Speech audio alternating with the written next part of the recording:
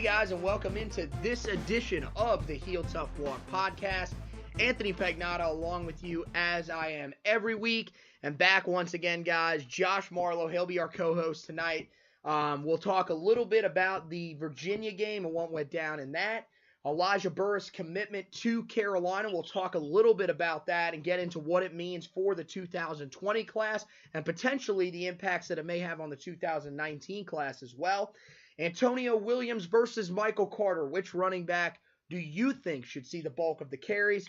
And then we'll preview the Georgia Tech game. Also, on this edition of the podcast, you will hear my interview with the voice of the North Carolina Tar Heels, Jones Angell, who I will talk to later in the show. So, we'll jump into it. Welcome in, Josh. First of all, how's it going, man?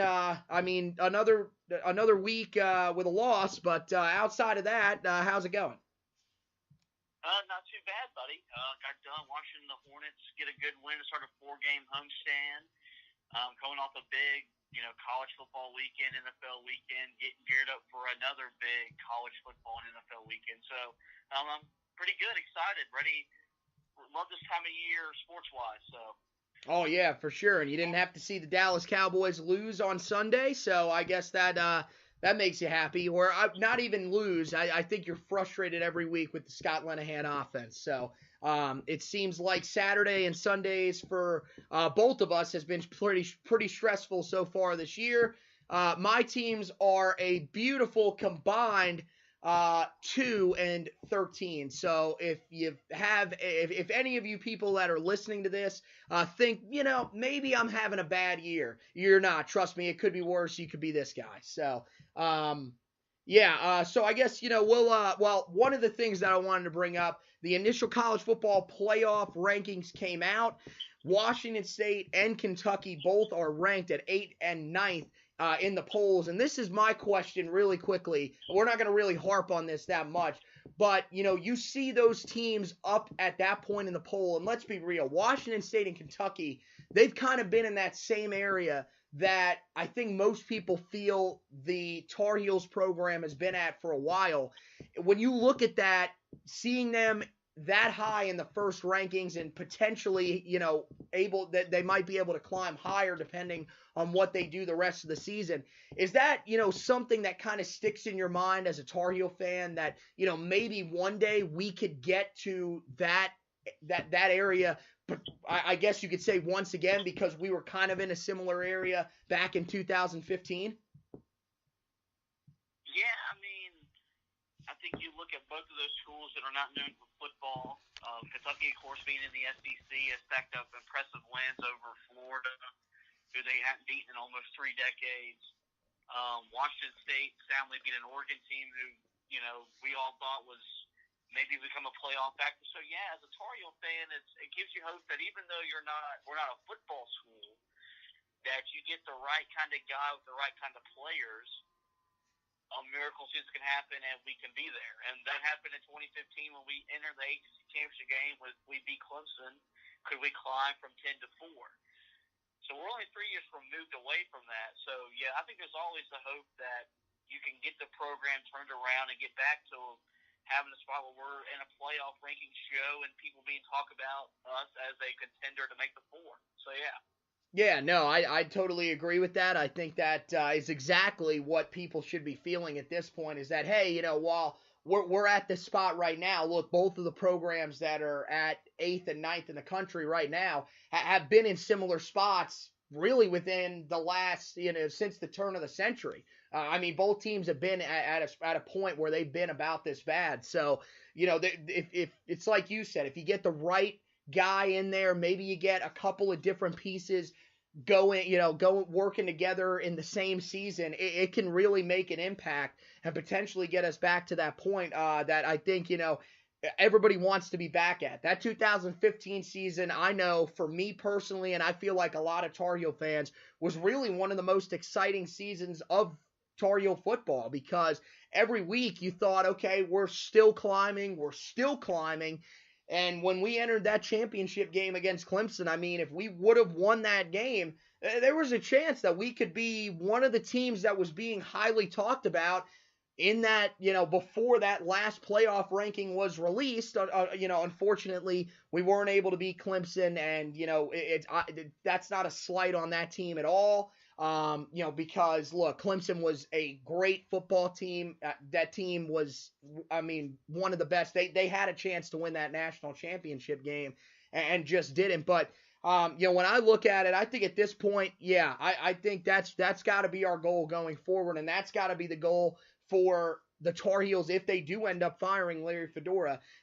Can they get a coach in there that can bring them to that point? Can they get someone like a Mike Leach or potentially a Mark Stoops? I would prefer more of the Mike Leach type, but a Mark Stoops that can get you to that point. So we won't spend any more time on that because that really doesn't concern us at all, and frankly, who really gives a damn about those teams, because it's not us. So let's move and focus on the Tar Heels and the game against Virginia. I was talking to you right before we started recording, and I kind of, I don't know how much we can really take away from this game this weekend. We did lose the game, but it kind of feels like one of those games where, we didn't play that good, but we didn't really play that bad either. I think we just got beat by a better football team. Is that kind of the feeling that you got from watching that game on Saturday as well? Yeah, it wasn't like we were never out of the game, but we were never in the game, I guess is how I'd say it. Like, I never thought, okay, yeah, well, we got a pretty good chance to win, but I was never sitting there thinking, well, God, they're about to kick our ass. Like, I guess we were just kind of, like, I think we showed up, and that was we played. We just didn't execute at the level we wanted to, but we didn't allow them to execute at the level they wanted to. So it was just kind of, I guess I'll put it was a normal 12-20 ACC game for both teams, just kind of a blur of 3 hours. Right, yeah. I think the only spot where it may have felt like we had a chance to potentially take the lead was coming out of halftime. We had our first drive where if we drive down and score, we would have taken the lead, because at the time we were only down 20-14, I believe, if I'm getting that score. That's right. That was the score at halftime. So, but after that, I just kind of sat there and said, I don't think this is really our day. You saw, the turnover by Nathan Elliott where, frankly, it didn't really matter. That was a third down play anyway. So if he doesn't fumble there, we end up punting, and who knows if I don't think we end up stopping them anyways, because at that point I felt like their offense had started to click a little bit. But, I feel like, it was one of those games where you can't really learn a lot from that game. I just think at this point, Virginia is the better football team. That's a program that seems to be somewhat on the rise. They're responding well to what Bronco Mendenhall has been preaching there. And for the Tar Heels, frankly, we're a bad football team right now. I don't think anybody can deny that. And, if you're a bad football team, you're not going to win games like that. You've got to play great in order to win as a bad football team. And at this point, I felt like we played pretty close to great against Virginia Tech and Syracuse. But, I felt like on Saturday we kind of returned to an average team, a team that, just was trying to skate by. And I feel at this point, as much as they're saying it, that look, they're not quitting on this season, it feels like they're starting to get to that point where they're realizing, look, especially now, we're 1-6. We're not going to a bowl game, more than likely. They would have to win out and then schedule that 12th game in order to get to 6-6.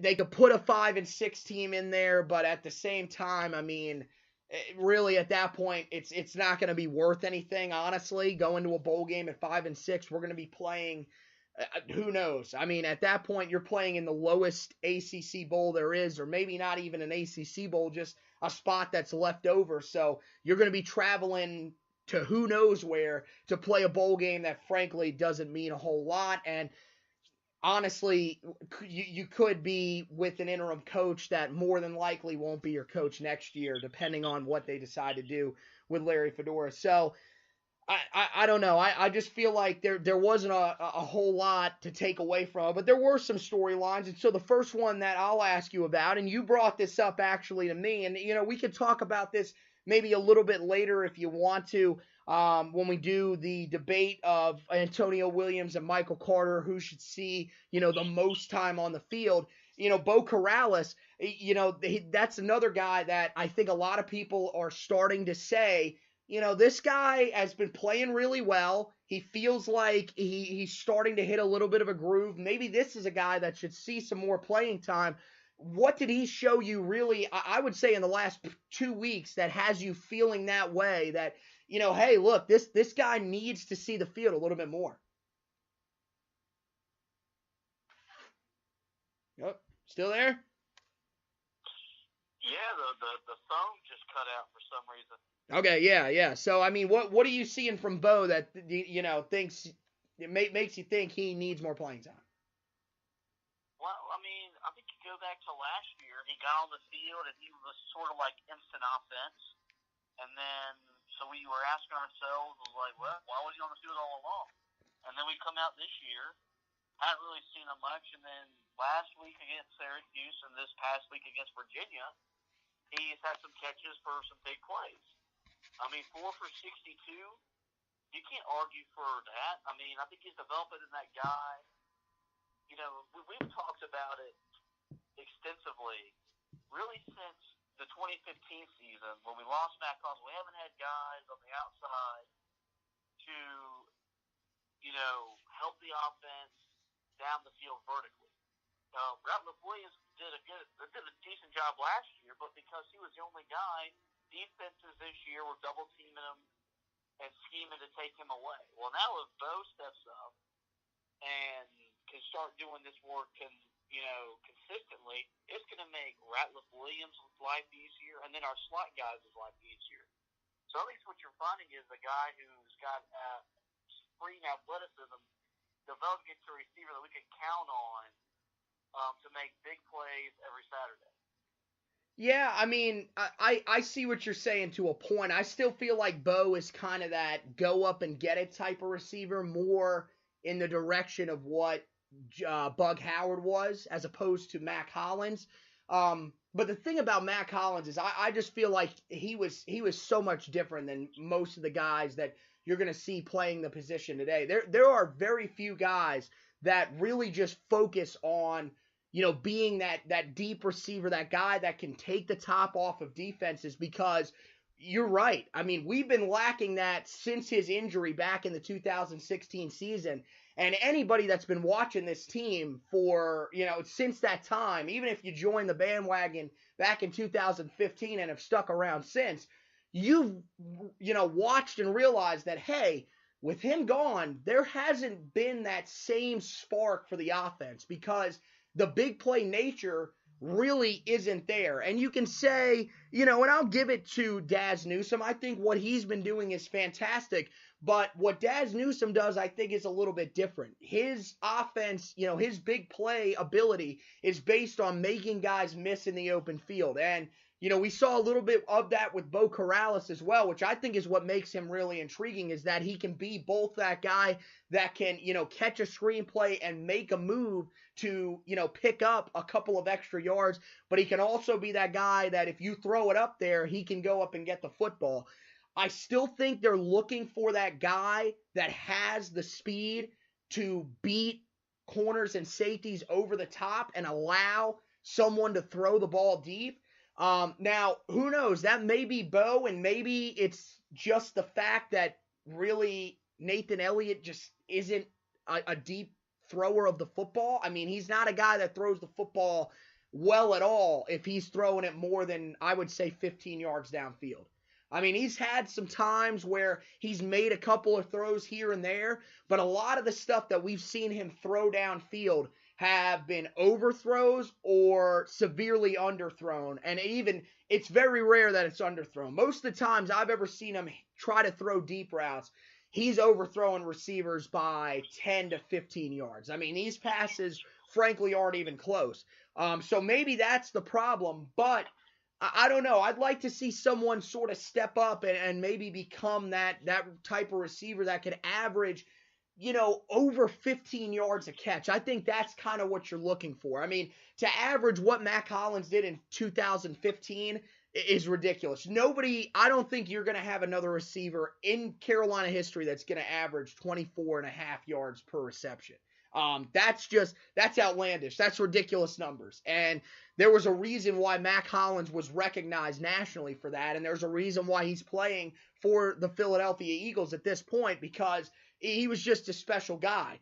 But at the same time, there's got to be somebody out there that can at least be able to bring that sort of spark back to the offense that I think Larry Fedora's offense really needs in order to be all that successful. But yeah, no, I think we can both agree, at least on this, is that Bo is at least providing a little more than we saw at that position early in the year, where we saw a combination of guys like Dyami Brown, who was out there, who got the start, and he's a true freshman, so it is going to take some time for him to mature. It seems like he's having a little bit of trouble with the college game, being able to establish some separation. I think in high school, he was so fast and so athletic, ran such crisp routes at the high school level that was good enough to be able to separate from corners. When you get to the ACC, I think maybe outside of I would say probably the Big Ten has the best corners in the country. The SEC has some talent, but the ACC, I think, has some of the best corners in the country. These guys are lockdown defenders, and you can see that he struggled with that a little bit. And then we saw a little bit of Toe Groves. I don't really know if he's that outside guy.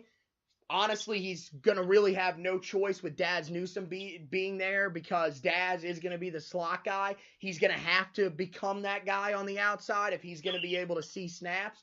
But also you got to wonder what the injury, if that's hurting him as well. But, I think Corrales, at least out of those three, has to be the best of that group. I mean, is that how you're feeling as well?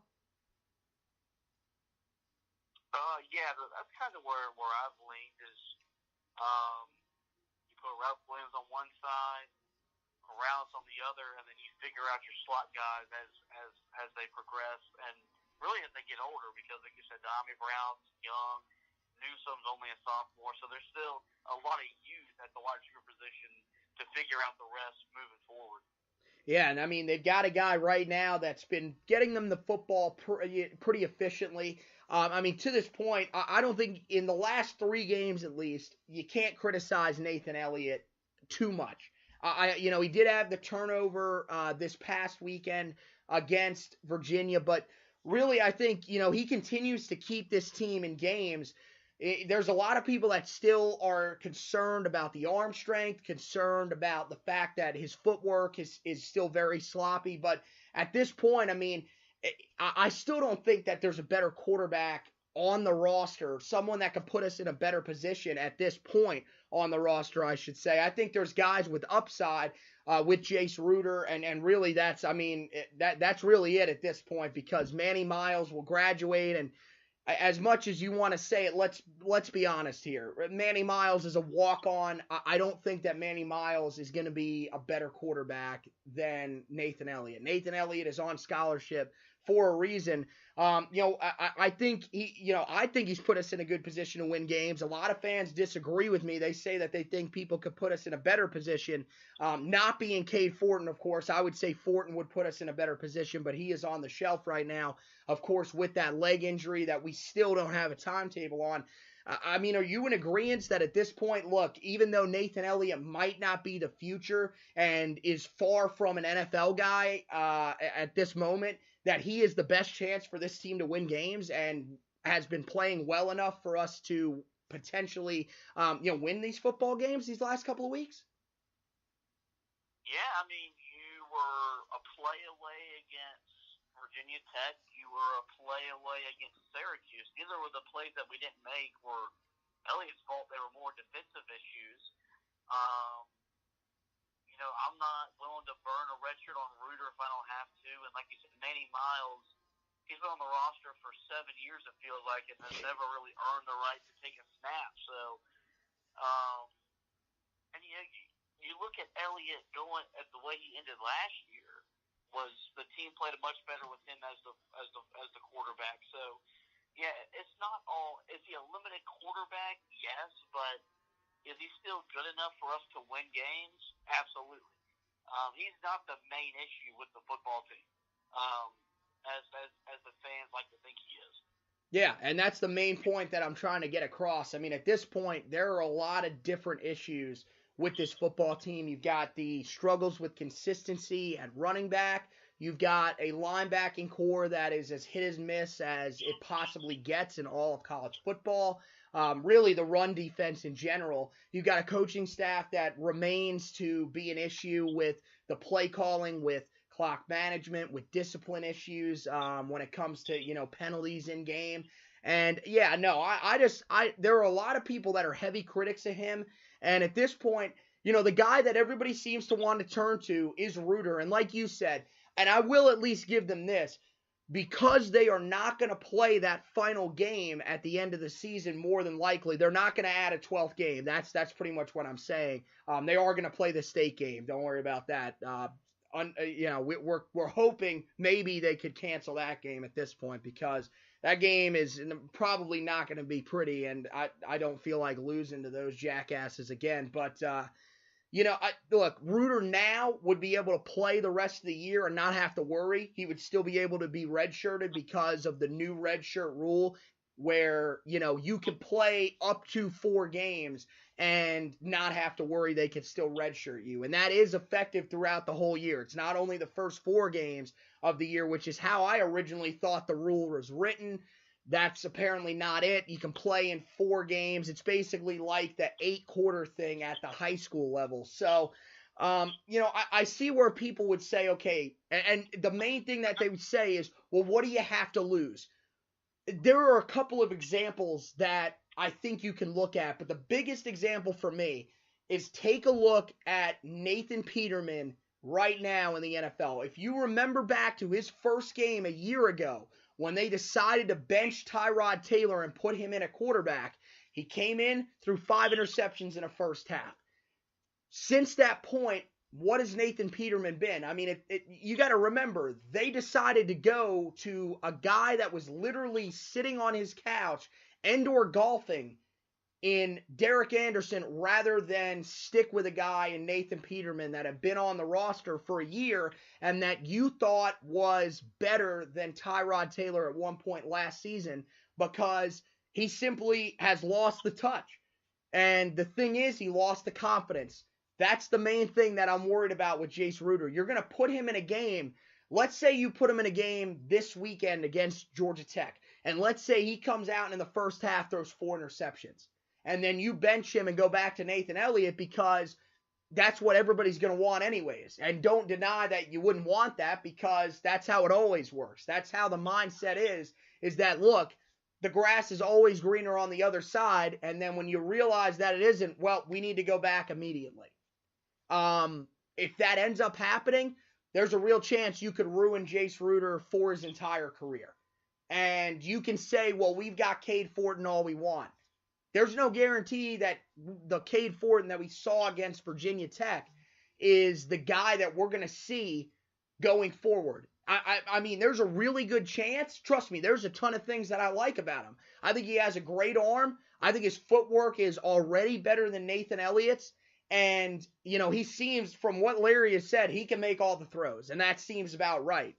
But, with Jace Reuter, you don't want to risk that, because, yeah, there is a potential that, hey, there could be something here. Remember, this guy was a borderline 4-star, but at the same time, if you go back and look at his high school stats, this was a guy that barely completed over 50% of his passes in high school.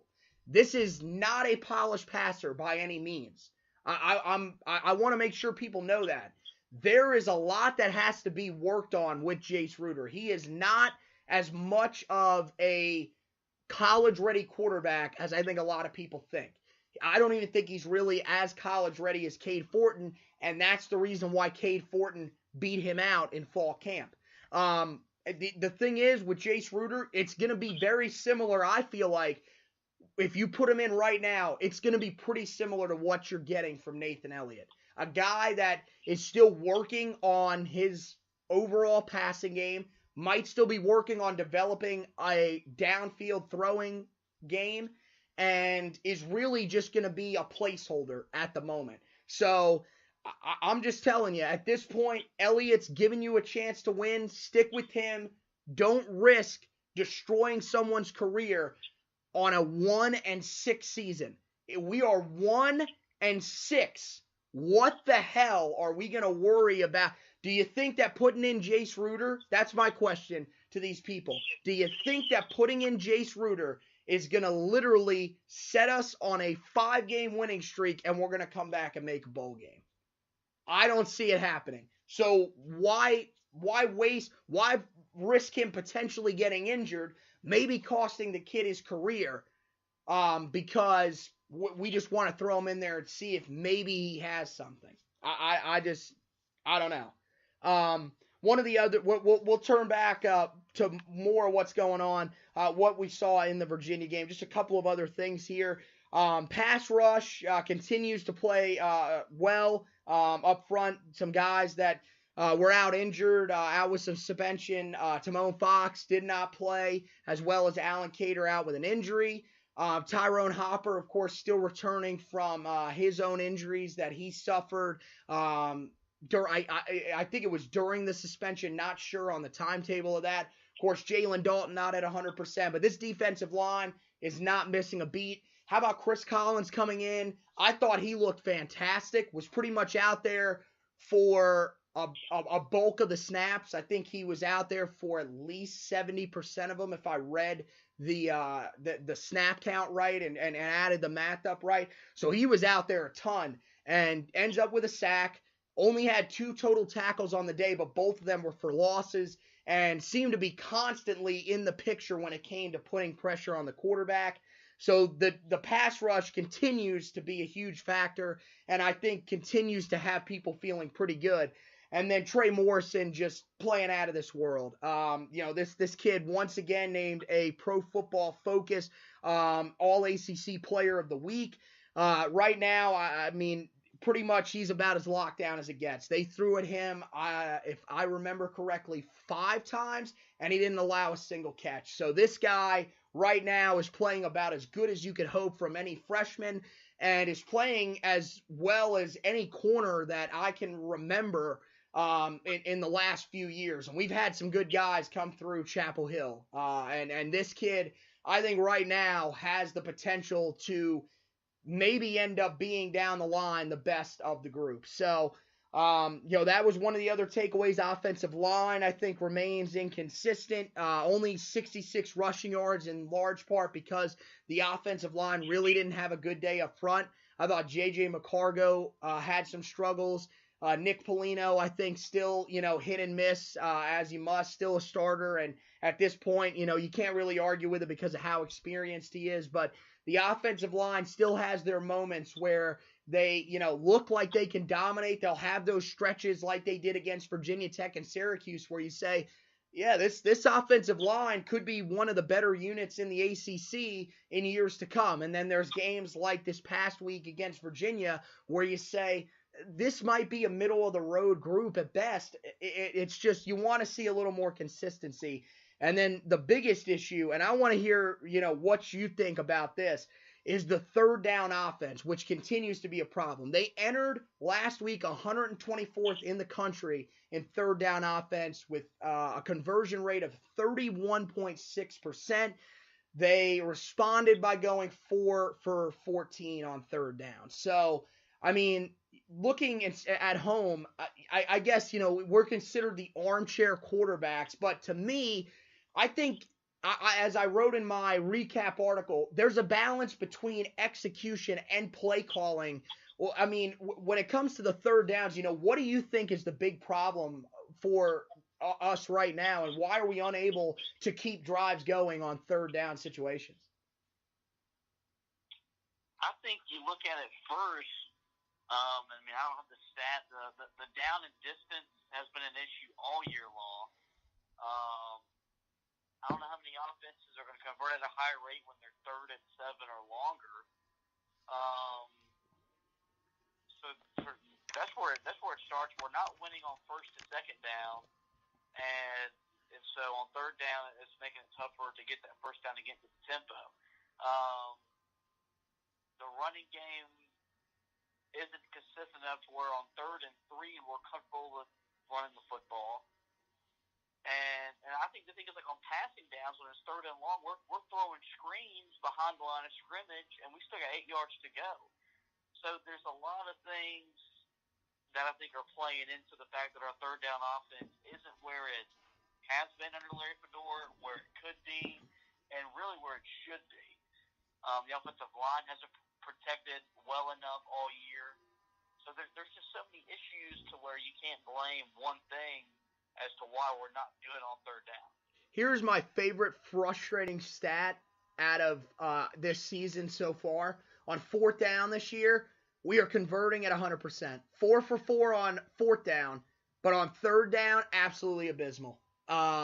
And yes, no, that is not good, as Joey Tribbiani would tell you on the episode of Friends. Abysmal is very bad. But you know, when I look at it, I think your latter point is the one that I focus on the most. I understand, especially with the down and distance, that's been a problem in large part due to a lot of discipline issues where, you know, you get a holding or a false start. We've seen that multiple times this year where we've had drives going, commit a penalty, back us up on a, you know, 1st down and 15, 1st down and 20, and then we're just unable to recover from there, and that ends what could be a promising drive. But it, you know, there's a lot of screenplays, like you said. The other thing, even when they've had these plays where they're looking down the field, most of the time the 1st and 2nd reads for the quarterback are not routes that are going to pick up 1st downs. Most of them are still short of the sticks. Most of the plays that we've seen run are slant routes, 5-yard in routes, even 5-yard out routes. I mean, these are things that are not picking up 1st downs on 3rd and 7. You've got to be able to know where the sticks are, and part of that's on the wide receivers as well. That's execution, where you've got to know, look, you know, I've got to run this route. Yeah, if I'm running a 5 and in, I've got to extend it to a 7 and in. I need to be on that line to gain when I catch the football, because you can't rely on guys always making people miss in the open field. As much as we think, okay, Daz Newsome is, you know, as good as it gets when it comes to making guys miss in the open field. Look, Daz Newsome is great at making guys miss, but you're not always going to make everybody miss. That's not how it works. You can't rely on that to pick up 1st downs. These routes have to be run down the field to a point where when you throw the football, it results in a 1st down. Your players shouldn't always be having to make plays after the catch in order to pick up these 1st downs. And I think that's been, you know, one of the other things is creating separation. That's what has led to a lot of these dump down passes to the running backs, which most people see as screens. It's really not. It's the fact that nobody is creating separation downfield. So really you have no choice but to dump it off to the running back and pray someone can miss in the open field. And at this point, I mean, look, when you're backed up on a 3rd down and 8, 3rd down and 9, you can make a guy miss, maybe even 2 guys miss. But at that point, even though you've made those guys miss, you're still getting tackled for what, a 3-yard gain? That's not going to do anything. And then 4th and 5, if it's on your side of the field, clearly you're not going for it. So I think it's been, you know, both. I think it's a lack of play calling as well as a lack of execution. And that's something that hopefully they can get ironed out down the stretch here, because in order to win games, you've got to convert on 3rd down. The last 2 years, that simply hasn't been happening, and I don't understand where that play calling went from the 2016-2015 season as well, where, you know, on 3rd downs, the play calling was very smart. The play calling was, let's look downfield. Let's look to a guy like Ryan Switzer, and I understand he's not there anymore, but we've seen it these past couple of weeks. To me, why not allow Daz Newsome to get down the field 10 to 12 yards in the middle of the field, get open and catch the football for a first down? Why do you have to try to get him to catch it, 3 yards ahead of the line of scrimmage and then make something happen? You got to trust your receivers a little bit. And it seems at this point that that's not happening in Chapel Hill. So to me, that's a little bit frustrating. So anything else you got from the Virginia game? Because we've been talking about this for 35 minutes now. So I think it might be time to move on to a different topic here. Yeah, nothing to say more about that loss. All right, so we'll move on and talk about the big news yesterday that came out. 2020 three-star running back Elijah Burris becomes the first commitment in the 2020 class for the Tar Heels. The 5'10", 205-pound running back who hails from Mount Island Charter High School in Mount Holly, North Carolina. Currently this season leads the state of North Carolina and is fourth in the national rankings with 2,481 yards, averaging 14.5 yards per carry, and has 31 rushing touchdowns to this point in the season. Keep in mind, he does still have one game remaining in the regular season, and he will also have however long they last in the playoffs, still has a senior year as well, so he is going to climb the North Carolina record books pretty quickly.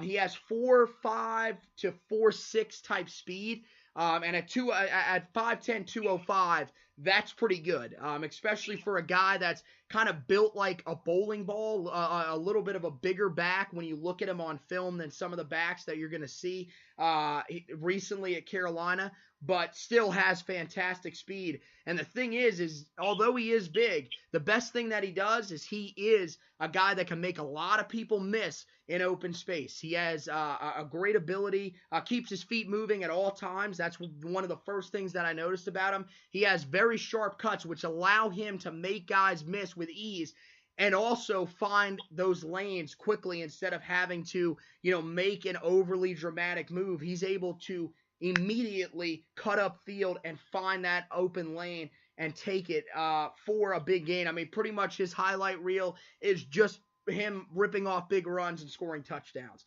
The one concern that I think a lot of people are going to have about him is that he does play at the single A level of high school football in the state of North Carolina. And now while that may be concerning to some people, this is what I'll advise people to think of. Antonio Williams, who is currently the starting running back at Carolina, he played at North Stanley High School, which is a 1A school. So, while it is a bit of a concern that he doesn't play the highest level of competition, more than likely most of the players that are in his conference are not going to go to any sort of FBS school, let alone really any school to play high school football or play college football. A lot of these guys will be high school players only. I would still say it shouldn't be too much of a concern. The fact that he's dominating should definitely give people some good feelings about that. So, I know you saw the commitment. Of course, you're not quite as in touch with some of the recruiting around this area that I am. But what was your initial takeaway from that? Is it good? Is it at least a good feeling to have someone committed in that 2020 class after, going, pretty far into that recruiting cycle without getting one recruit to commit? Yeah, it's always good news when you get players to commit to a program that in the last 2 years has combined to win 4 games. You don't know if the head coach that you just committed to is going to be there. The position coach that you committed to is going to be there by the time you enroll into campus. It doesn't hurt to get running backs because we always recruit that. So, it's always good to get guys committed to Carolina that are in-state guys, something we've harped on for the last decade. It seems like we can't keep the in-state talent home, no matter the ranking of stars. You always hate seeing guys leave the Carolinas to go somewhere else and play big-time college football. So, yeah, when I saw it, I was happy for the program. Big, it's always it's 24/7, 365 with recruiting. The 2019 class, the 2020 class, the 2021 class. I mean, the 2020 it's an ongoing thing. So to start getting guys in that class committed, it's always a good sign. Yeah, no, I think that's definitely got to be the takeaway is that it is an in-state guy. Remember, the last couple of years, this state has started to see a bit of a shift towards NC State as to the in-state team that is dominating. And it seems like, this is an area that's a pretty big hotbed for recruiting now, especially in the Charlotte area. And it seems like a lot of these outside teams have been able to walk in and take away a lot of these local products. So to see that Larry Fedora can land a guy like this that is a 3-star talent, is right now proceeding to tear it up in the state of North Carolina. And, there is uncertainty about his job. Clearly, he is still doing something right. Now, one of the questions that I want to ask you really quickly about this also before we move on and have our debate topic for today. When you look at it, I think there's got to be a little bit of hope now for the 2019 class because you see a guy committing in the 2020 class that still has a year left of high school. So clearly, Larry's still selling guys on the fact that he is going to be there. Does that at least provide a little bit of hope that maybe down the stretch here in this 2019 class, he can maybe make it respectable and close out with a solid class, maybe somewhere in the mid-40s? Yeah, there's always hope because you never know what an 18-year-old kid's going to do. And this group's done a pretty good job in terms of as signing day gets closer, either flipping commits or just getting guys to make their decision and come to Chapel Hill. I don't think it would hurt to get a few wins, whether you beat a state, you beat a Duke. You never know what that'll do to a kid's decision on where to go play football and to get an education. So, but yeah, I mean, we've all been worried about the recruiting class because it hasn't been great. But it wouldn't surprise me at all to see the staff turning around as signing day approaches, which is already, 4 months away? And you also have the early signing period, too. So it wouldn't surprise me at all to see the class get back to form. Well, yeah, I think the key thing is going to be that January, February period. That month or that roughly – it's a little bit under 2 months from early signing period starting, which remember is a 3-day period. It's not like the National Signing Day in February where it's just the 1 day. The early signing period is a 3-day period, so there will be from what I remember last year, most guys waited, I think, until the 3rd day, or maybe they did it on the 1st. It was one of the two. But most of them are going to sign that letter of intent on the same day. But at this point, it's looking, as of right now, that there will be 13 guys that will be signing that letter of intent. And that's if everybody that is currently committed to the class signs the letter of intent. Remember, last year, DeAndre Hollins did not sign the letter of intent then. That was because he was wanting to sign on National Signing Day at his high school. It ended up working out, but people will always say, well, that means that they could be looking elsewhere. This year, I would be a little more concerned about that if the guys are still a little hesitant to sign at the early signing period. But right now, that's looking where it's going to be at. Probably 13, maybe 12 if they want to go smaller. But at this point, it doesn't feel like they're going to add anybody else before December because you missed out on Tony Davis, the 4-star cornerback who recommitted to Duke. As much as I think everybody wants it, I don't see them flipping Sam Howell. I would be unbelievably shocked if that happened right now. And a lot of the other guys, one of the guys that they just offered, Octavius Brothers, who is an outside linebacker, 3-star outside linebacker from Rockledge, Florida, played at the same high school that current true freshman Antone Green played at last year. He has announced that he will wait until February to make his decision.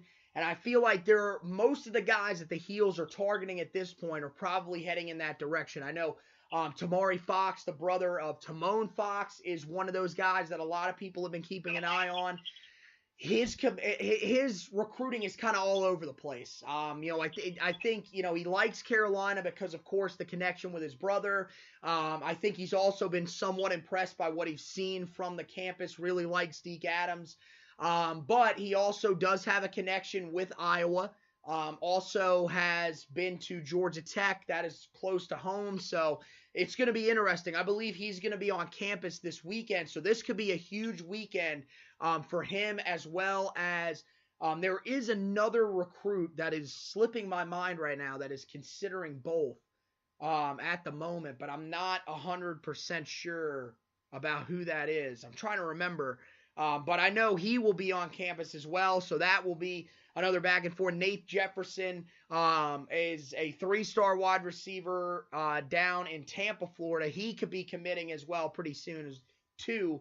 I know Carolina is in the mix along with Iowa State and then a couple of mid-major programs. So potentially a chance there, but at this point it seems like 13 will be that magic number when they go into that early signing period.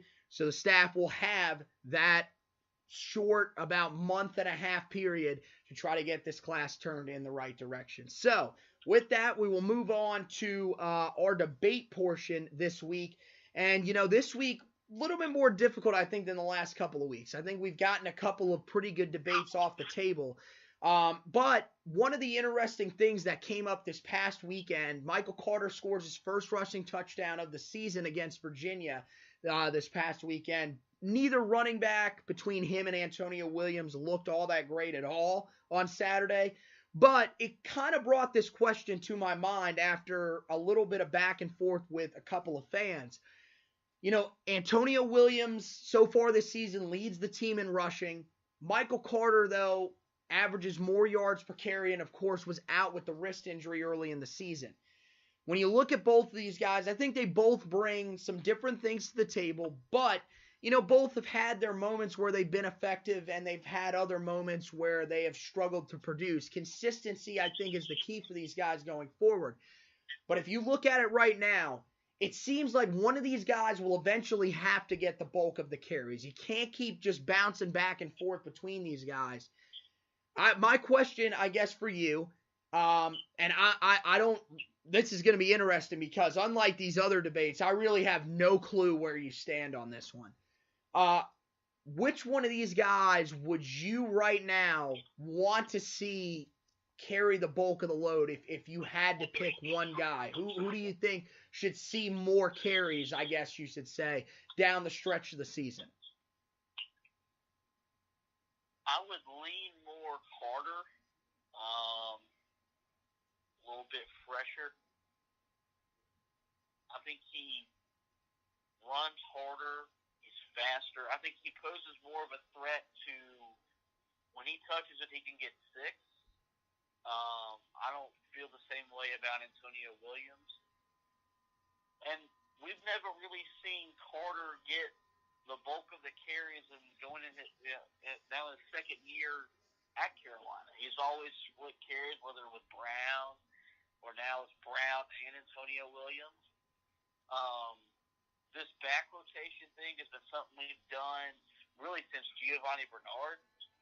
I mean, even the year Hood ran for almost, 600 yards, we still rotated Chris Francis in, TJ Logan in, and it's been frustrating for fans because it's like, how are you taking a guy off the field when he's gashing defenses?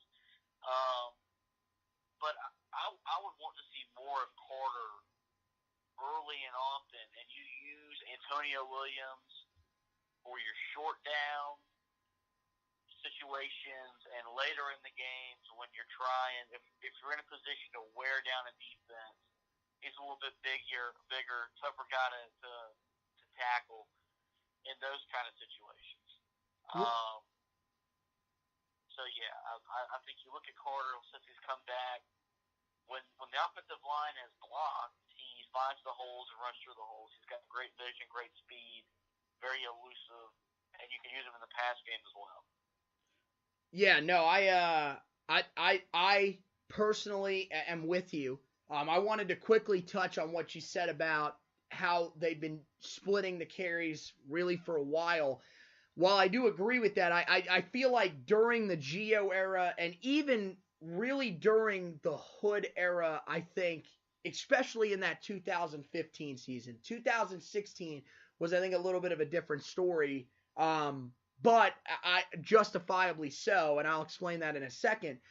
But I feel like there was a guy that carried the bulk of the load. There was, Gio was the guy. Yeah, they would rotate someone in, but I don't think it's quite like this where, you have a big run and then it seems like there's a big run and then Antonio Williams or Michael Carter, whoever it is off the field and the next back is rotated in.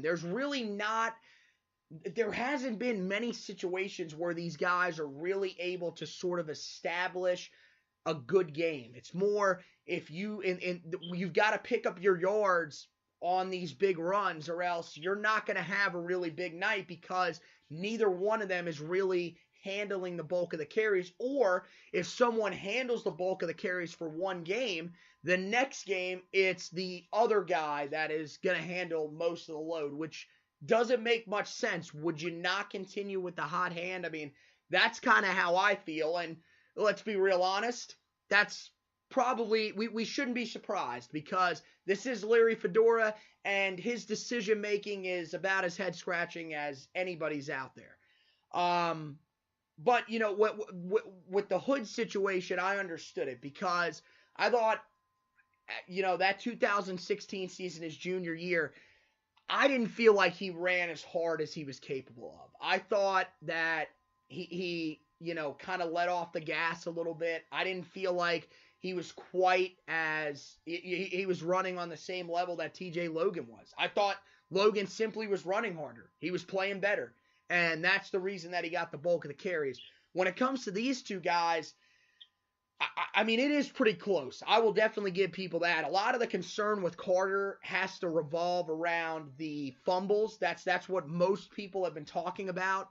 And trust me, I mean, he had the big fumble against Virginia Tech, but then again, we talked about it on the podcast. That was really just a great defensive play. I think there's a lot of running backs that probably would have fumbled that ball. With the way he was holding it, I mean, can he hold it a little bit better? Probably, but when I saw the play, on replay, to me it looked like he was holding the ball with both hands, and the ball was just dislodged. So I don't really know if he could have held it that much better. And then again, Syracuse, he has a fumble, but the thing that I had to remind people of is, look, Antonio Williams had a key fumble in that Virginia Tech game as well. If he doesn't fumble on that first drive of the game, there's a chance Virginia Tech, that offense doesn't score that first touchdown and doesn't get going until late in the game. So, look, I think both of them have their issues. I think, a lot of people wanted to tell me that Antonio Williams is the more decisive back out of the two. I have to disagree. I think there's times where I've watched it where Antonio Williams kind of dances around a little bit and is looking for the hole when meanwhile, especially with how this offensive line is played at times, if the hole is initially there, you've just got to take it and kind of go with it. I think Michael Carter, to me, has the better upside as well. I feel that he brings more to the table. He's a more dynamic back. Antonio Williams, especially for his size, his speed is pretty good. But Michael Carter, to me, reminds me of Gio Bernard. And that was the comparison that we heard when it came to him, day in and day out before last season. And to me, that's that's a lot better of an upside than what I feel Antonio Williams has. And because I feel Antonio Williams is Elijah Hood. You take your choice out of the two backs. Do you want Elijah Hood or Gio Bernard? To me, I would rather have Gio from what we saw. And to me, if that's what Michael Carter is, I think he needs to see more carries. I feel like he's the guy that brings a chance to have a more successful rushing offense if he's leading you. Now, that's not to say, look, if that happens, then there's no way that you can use Antonio Williams. No. I mean, we talked about this a little bit, and I also talked about this with Zach Hubbard, who was the co-host for a while. And, we both agreed that we would love to see two running back backfields. And I just don't understand why that hasn't been a thing. With the amount of talent that you have back there, and I still truly believe this. I think that there are three guys in that backfield that are NFL caliber running backs, because I do believe that if Jordan Brown got in the right situation with his receiving ability, he would be able to make a role for himself somewhere. So I mean, is that something that you would be intrigued by, to see both, maybe both Williams and Carter back there, or a combination of Carter and Brown back there, or Williams and Brown? Yeah, it's always a possibility. I think it'd be interesting to watch, fun to watch. I just think right now that's just not something they want to do, whether it's because Nathan Elliott's a quarterback and it just doesn't fit with his talents. The offensive line not blocking enough, maybe don't warrant having two running backs in the backfield, because you might need a tight end on there for run or pass block. But I know I've always been a guy, especially when we had Keys, who had the threat to run, to put two other guys back there to make the defense account for three runners on top of your pass of your receiver. So now your RPOs could be even more harder to defend. I just don't think right now we were built to do that, unfortunately. Hopefully, maybe in the future we can get to a point where we can do that more often, be an integral part of our offense. Well, you say that, that because of Nathan Elliott, you think that might be one of the reasons that they're a little bit hesitant. My thing is, though, why are they really all that hesitant to run with Nathan Elliott? I mean, we've seen him run the football before. That was a big part of his game last year when he came in and took over the starting role down the stretch of the season. I mean, are you in that camp that really thinks that he doesn't have that much running ability? Because I think it's there. They just haven't used it. I mean, I thought after last year ended, and we were going into this year with him and Chaz as the battle. I just thought, I think Elliott's a guy that I mean, he's not Dak Prescott, but like when Dak Prescott runs for the Dallas Cowboys and they use his legs, it kind of gets him going as a passer. Right. No, you're right. I understand that. Yep. I think if you get some designed runs for Nathan Elliott, maybe it'll settle his nerves down, and he'll just, as a passer, it'll ease him a little bit, because it's hard to explain, because some people think it's stupid, but Dak Prescott 2 weeks ago got his ass lit up on a hit, and after he got hit, he played a heck of a lot better. For some quarterbacks, they like getting hit; it gets them fired up. So maybe for Nathan Elliott, you use him in the run game, you let him maybe get hit, let him talk some jump, let him just play with some swagger, because he's shown the ability to make plays with his legs in designed run situations, other than we're going to run a quarterback draw. No, put him in some option and stuff out there. Let him run, get to the edge. So, yeah, no, I'm with you. Let him run more. Yeah, no, I mean, and that's the thing. I mean, you said, when he gets hit, maybe he gets fired up. If people remember back to last year's game against Miami, he took a pretty big hit in that game, and I remember it was after getting a first down. He got up and was pretty much shaking his head like, "Yeah, I'm ready to go now. Let's do it." He was ready to go. That fired him up, and I don't understand where that part of the game is gone. You've got, trust me, I understand that a lot of these games you've been trailing, and you need him to stand back there and throw. But look, you weren't trailing in the game against Virginia Tech for most of the way. You weren't trailing for most of the way against Syracuse in the second half. Yet, somehow, that was still not a part of your game by any stretch of the imagination. Why? Why not?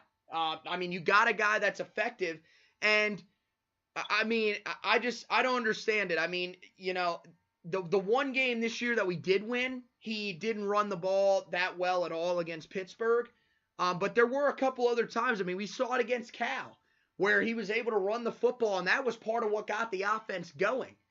I think you've got to give him a chance to be what he can be, and it's like you mentioned. You didn't really, you don't really understand how it gets them going. One of the main things that I think people have to look at is, look, if you've got a running quarterback, you're going to see what we saw happen with our defense against Virginia.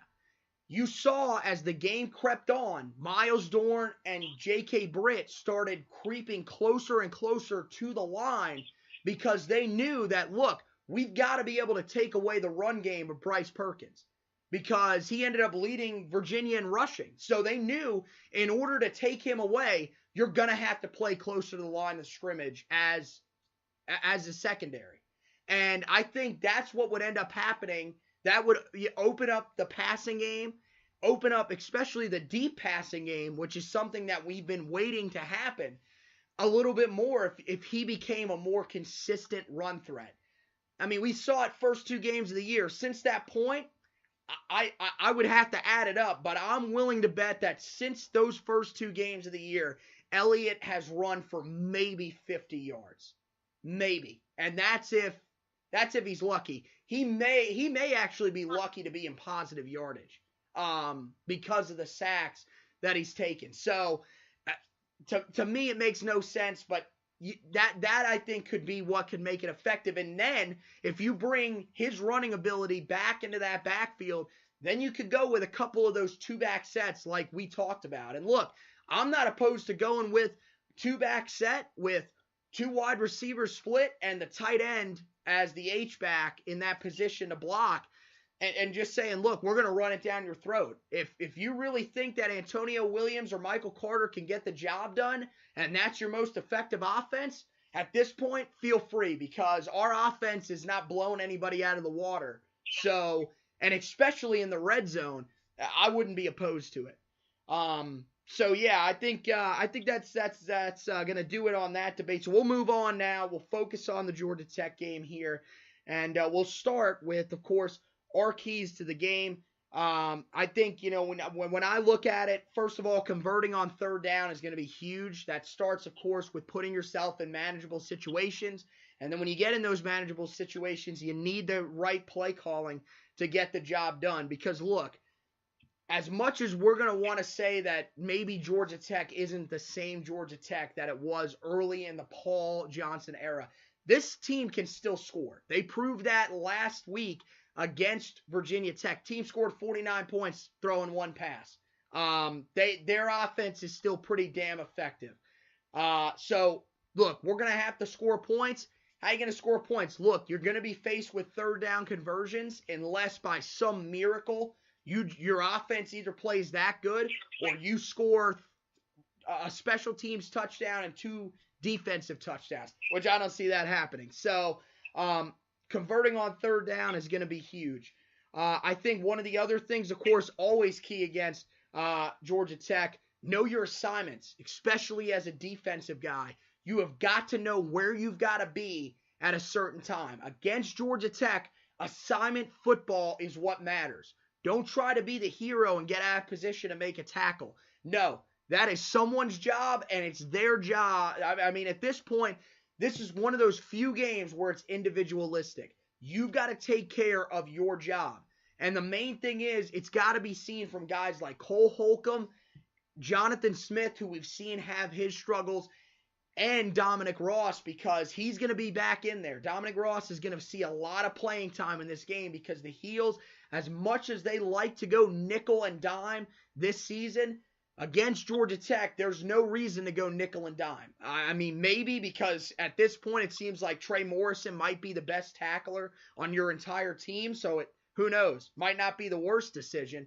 But those linebackers especially, they have to be able to stick to their assignments and make tackles out in space, because then that will lead to what will be the 3rd key to the game, which is get them in throwing situations. You've got to be effective on 1st and 2nd down at slowing down their run. If you allow, let's say you allow a 1-yard gain and even a 3-yard gain, that's 3rd and 6.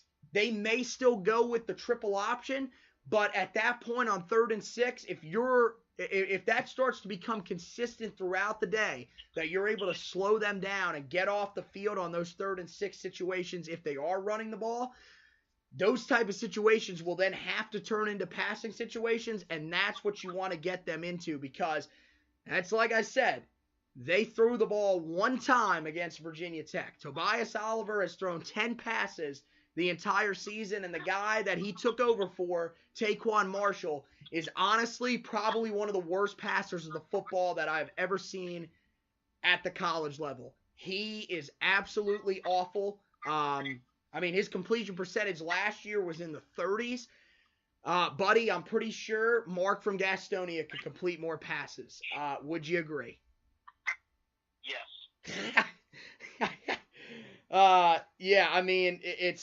It's pretty bad. But so what are your keys to the game, man?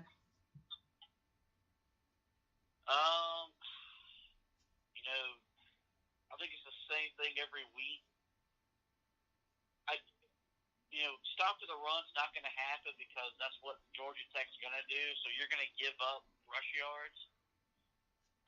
I think we've got to maximize the limited amount of possessions we'll get. Normally there's about 9 to 10 possessions in a football game. Right. Against Georgia Tech, it's going to be about 6 or 7, unless we give up like 68 like we did Larry's first year. Which means we're not winning the game if that happens. So that's what I think it is. Can we maximize when we have the ball, getting points, and defensively just putting them in more obvious passing downs? I think it's going to be tough. I think the Georgia Tech team is a typical Paul Johnson team when you think he's on the outs, they're finally moving on. This team all of a sudden finds themselves playing or in the thick of a race to make it the Charlotte ACC championship game because the Coastal was that bad. So I think they'll be motivated. And for some reason, UNC picked this as their homecoming game, and that always seems to fire teams up because it's kind of disrespectful. So it's really going to be a tough game for Carolina to win on Saturday, I think. Okay, well, that's going to make the next part of this awkward as we get to our predictions presented by Hustle Hands. Hustle Hands, you can get all your merchandise online at hustlehands.com. I am butchering this live read, by the way, so that's fantastic. But yeah, get all your apparel online, hustlehands.com. Check in. The Hustle Hands TV Worldwide podcast goes live every Wednesday night, 7:30.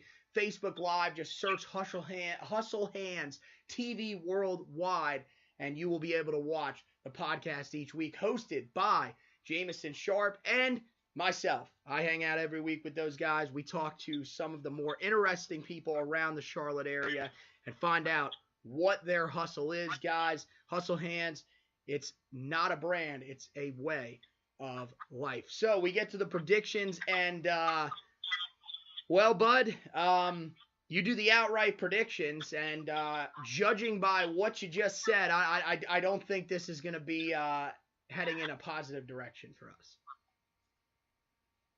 No, I think Georgia Tech wins decisively. I'm thinking 38-14. I think you're going to see a team motivated to win.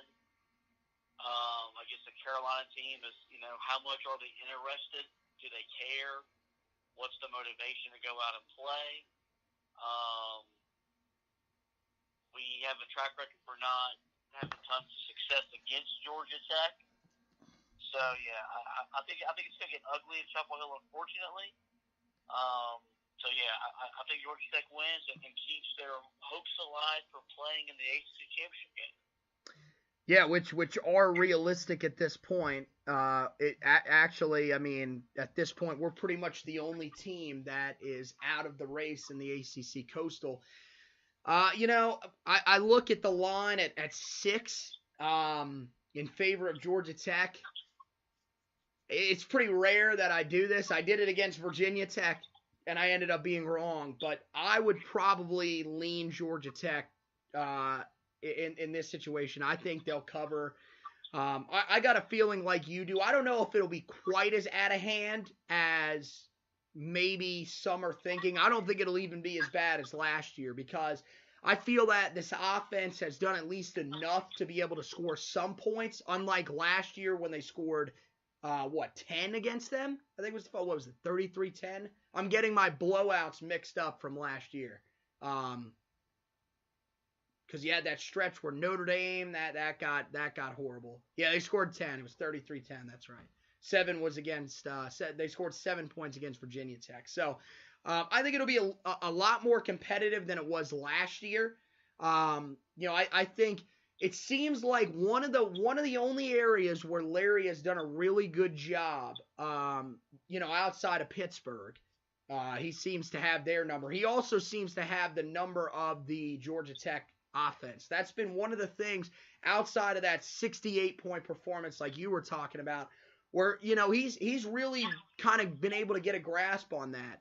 Even last year to a certain extent, they were able to slow down that offense until late in the game, and that was frankly because they were out there forever, because that's what Georgia Tech does to you. They take the ball and will just wear you down with how much time they'll hold the football. So, I think they're going to do the same thing once again. I feel like that team right now is playing, about where people expected they would this season, and many people expected them to be about a 7-5 football team.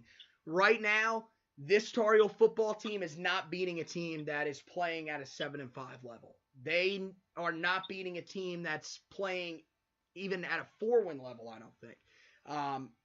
This team really is waiting for that.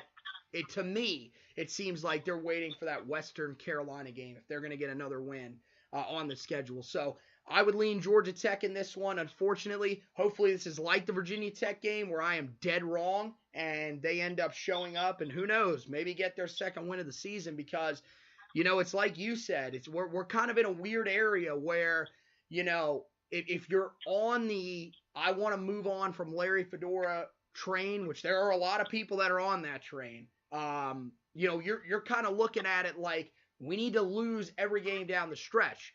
At the same time, you got to also look at it as, well, if we do that, then there's a real chance that recruiting is going to take a massive hit. And we're not, it's not a certainty that, we're going to be hiring a guy that quickly right off the bat that can come in and have that much of an impact early on. That would be nice, but especially if you're going to go with a mid-major coach like a Scott Satterfield, like a Seth Luttrell, of course there'll be other names that, we'll get into if that ends up ultimately being the fate of Larry Fedora.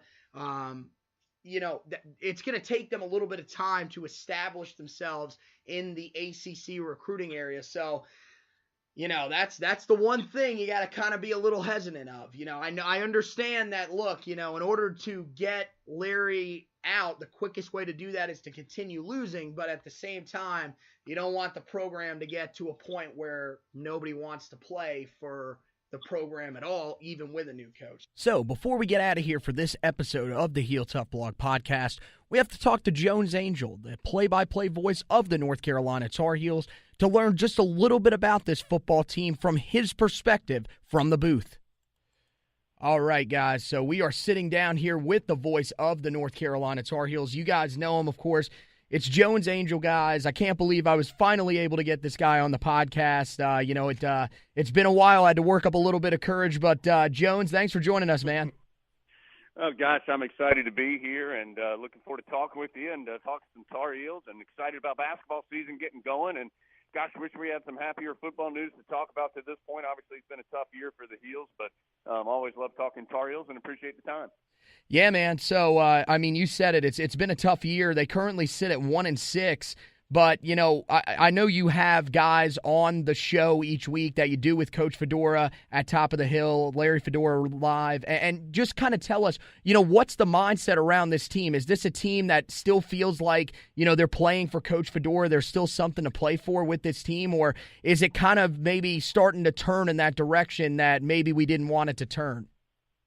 Well, I think you got to give a lot of credit to the guys on this team for continuing to go out there and working hard and trying to give the best effort that they can give. I mean, clearly it's been a difficult season to this point. Nobody wants to be 1-6 through 7 games. But you mentioned having guys on. We had Carl Tucker was one of the players on earlier this week, and I asked Carl kind of a similar question. Just how do you keep that motivation going? How do you keep working hard? How do you get this thing turned around? And he said, you play for each other, and you keep playing for the guy next to you, and you don't want to let him down, and you don't want to let yourself down. You want to keep working hard. And so, I don't think effort has ever been the issue for the Tar Heels. I don't think that has been the problem, or trying to go out there and do their best. That hasn't been it. It's been much more on the execution side of things where I think the problems have come, and with some other things, of course, mixed in when you're dealing with injuries and suspensions and just all the stuff that the Tar Heels have dealt with over the last almost 2 full seasons now. But, it's hard to continue to work hard and continue to keep your eyes forward and doing that. But I think Carolina has done a good job with that to this point. You mentioned execution, and one of the stats I think that speaks volumes when it comes to execution has to be the third down conversion rate, currently at 31.3%, which ranks 125th in the country. What do you believe is the biggest reason that the Tar Heels are struggling on third downs? Yeah, that's a big stat, and it's a good point you bring up. I mean, that's extraordinarily low. I think the biggest issue, at least in the last game for the Tar Heels, was the inability to run the football in that particular game against Virginia. So I think they were getting in, a lot of 2nd and 11s or 2nd and 8s and things like that, and then those lead you to 3rd and 7 or 3rd and 10, and those are hard to convert. So I think that was the issue in that particular game. But in total this year, Carolina's actually been pretty good running the football. So I don't think that's necessarily been the issue. I think it's hard to pin it down on one thing. I think, number one, you don't want to get in those 3rd and long situations, because when you do, those are hard to convert. That's hard for anybody to convert, but particularly with the Tar Heels right now, and they're not real good at pushing the ball down the field. It's not their strength this season, and so I do think that has handcuffed them a little bit on those 3rd and long situations. But gosh, Anthony, I mean, you could go and pick out particular plays throughout the year, and some of those are 3rd and short, some of those are 3rd and medium, and Carolina just has not executed at a high enough level to convert those at a rate that they want to. And I wish I could tell you that it was one specific thing that I think has caused Carolina to struggle in that area, but I just don't know if it's there. I mean, I think sometimes it's one thing, sometimes it's another. Sometimes, like a great example is the Syracuse game, where the Tar Heels, they convert that key 3rd down late in the game, and they're going to win it. All they have to do at that point is take a knee, but they just didn't execute the play. And so I think this would be a much easier problem to fix if it was one specific thing. But I think the challenge has been that it's been different things as Carolina has moved across the season. Yeah, no, I tend to agree with you there. When you look at Nathan Elliott, I think he's a guy that to this point is definitely receiving a lot of criticism. And early in the season, I think there was a little bit of an understanding amongst a lot of Tar Heel fans as to why. But now it seems like the fan base is a little bit split, because since returning in that game against Virginia Tech, he really has played well. At this point, is it kind of fair to say that he shouldn't be getting a lot of the blame? He's been playing well enough to put this team in position to win games? I think Nathan Elliott really struggled in the first 2 games of the season. The California game, with the 4 interceptions, clearly that is not the kind of production that you want from your quarterback. It's just not going to give you a chance to win the game. And then in the East Carolina game, while Nathan did not throw any interceptions, he was pretty inaccurate in that game. I think the Carolina coaches missed or tallied 11 missed throws that they thought should have been completed, that were routine kind of throws and that were there, that Carolina just missed in that particular game. And so, those 2 games were not very good. But since then, as you referenced, I do think that Nathan has really settled down. I've talked to him, and he said he just wasn't playing within himself those first couple of games. He was out there trying to do too much. He was really pressing the issue, trying to make plays, rather than just kind of being the best version of himself that he can be. And look, I mean, Nathan Elliott is a solid quarterback. He does not have the strongest arm in Division I football. He does not have the fastest legs in Division I football. But he can manage your team. He can get you up and down the field, and I think he has done a much better job of that since that time. And what he has done pretty well is protect the football. I mean, he's thrown 212 consecutive passes at this point without an interception. That's a single-season record for Carolina. So he's doing his job, what he's being asked to do. Now, can Carolina do as much offensively as they want to? Has he made every single play or every single read perfectly since that East Carolina game? No. But to look at Carolina's offense and go, this one player is why the Tar Heels aren't having success, I think that would be a big mistake. One of the other things that I'll ask you, that's kind of a negative, and then we'll move on to some of the positives. This team so far, they've lost 3 games by 1 possession. You can take that as maybe a positive, I guess, but is the struggles to close out games, is it because this team is still so young? That's a terrific question, Anthony. I do think that's been one of the more frustrating parts, particularly that Virginia Tech and Syracuse games. Those are games Carolina should have won. I mean, the Tar Heels, I thought they dominated that game against Virginia Tech on the field, but never enough on the scoreboard. And then, Virginia Tech made the plays late to win it. And then, the Tar Heels just had so many opportunities against Syracuse late in the game to close that one out that they could not do. And so, those two in particular, I know the other one-score game is California. That one's a little different. Carolina made that a one-score game late and then had an onside kick opportunity that didn't go their way. But those 2 conference games in particular are ones that I think the Tar Heels feel like they should have had. And I think it's a combination of a couple different things. This particular group of guys, this isn't Mitch Trubisky and Ryan Switzer and TJ Logan and Bug Howard and all those players from 5 years ago or so that had that bank of experience of winning some big games. This group, I think, still needs to learn how to win those type of close games. And there's no magic dust that you can sprinkle on them and have them figure it out. They just have to go do it. It has to happen, and then it starts happening more. And I think, I'll go back to something that you asked earlier. I do think that when you fall into some of the stuff that Carolina has struggled with, when you get into a close game late, one of 2 things can happen. You either start going, oh gosh, is something bad going to happen? And you kind of play against something bad happening rather than playing for something good to happen. And then also, and Brian Simmons, who's our analyst on the Tar Heel Sports Network and does such a great job and knows a ton more about football than I do. He played in the league for 10 years and was an All-America at Carolina.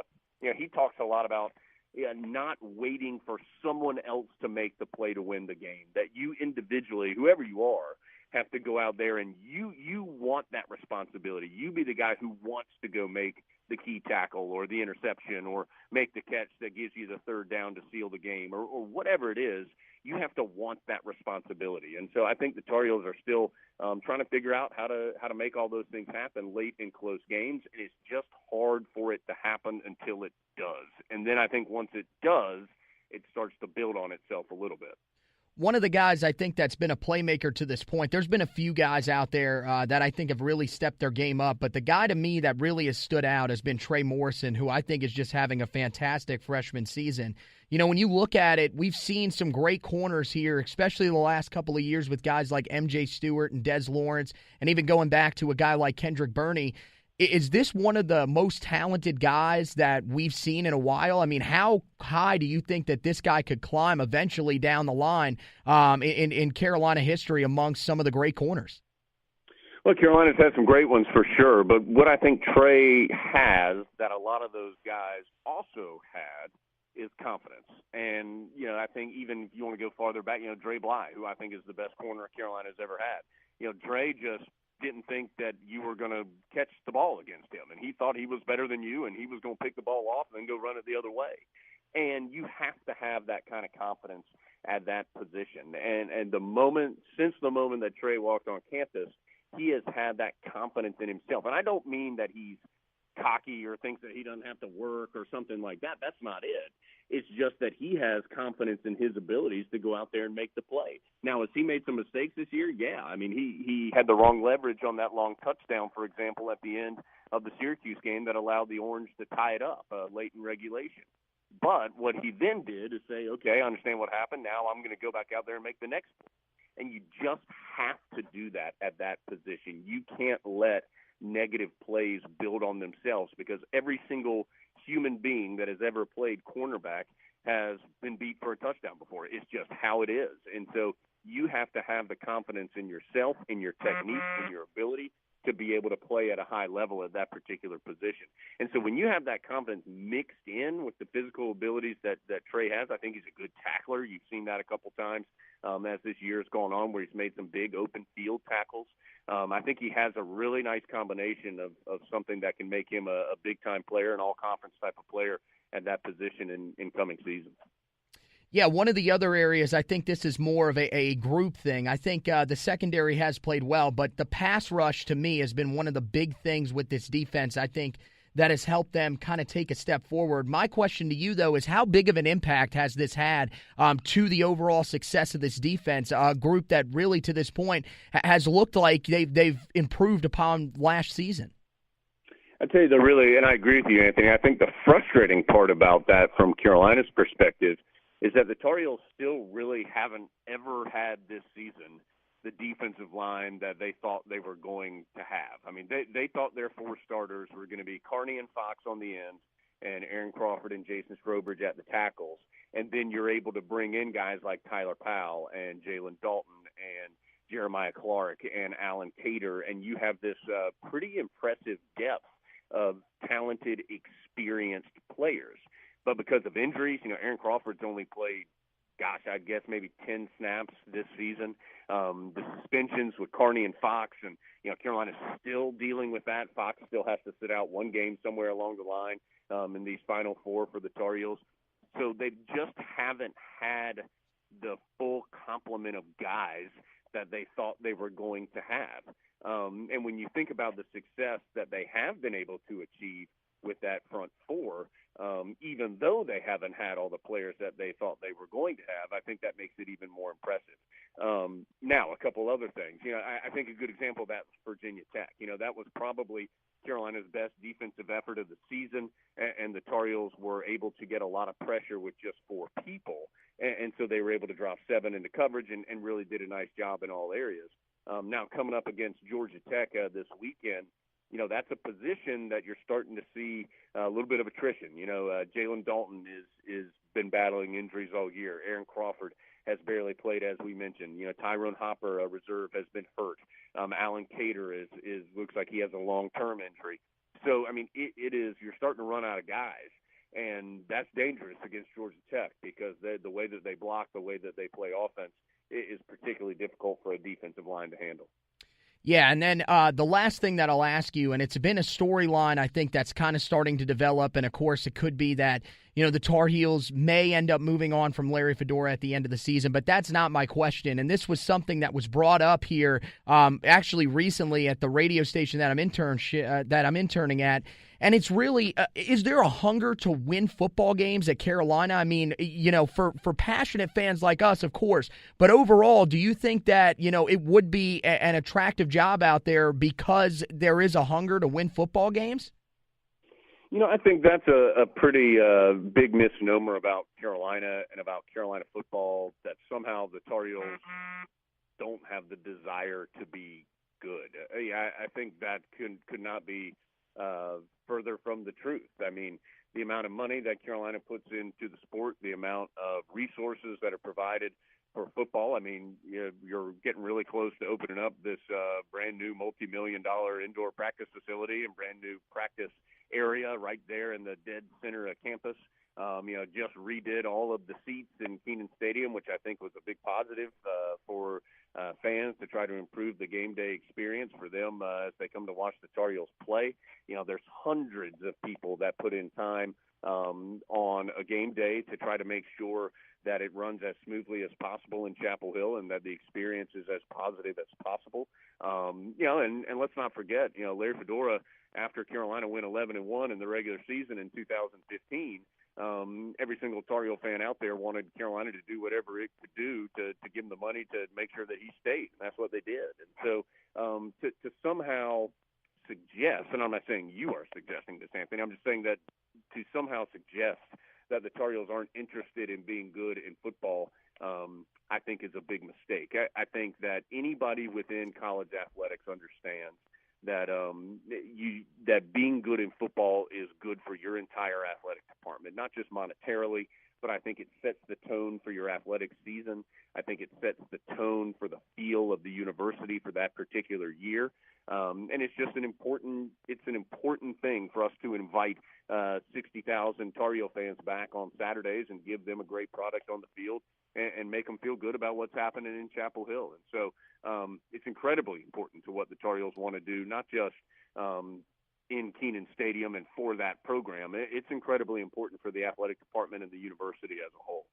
Couldn't have said it better myself. Jones Angell, the voice of the North Carolina Tar Heels, stopping by to talk with us. Hey, Jones, thank you so much. Tell the people where they can follow you if somehow they're a Tar Heel fan and don't follow you on Twitter. Okay.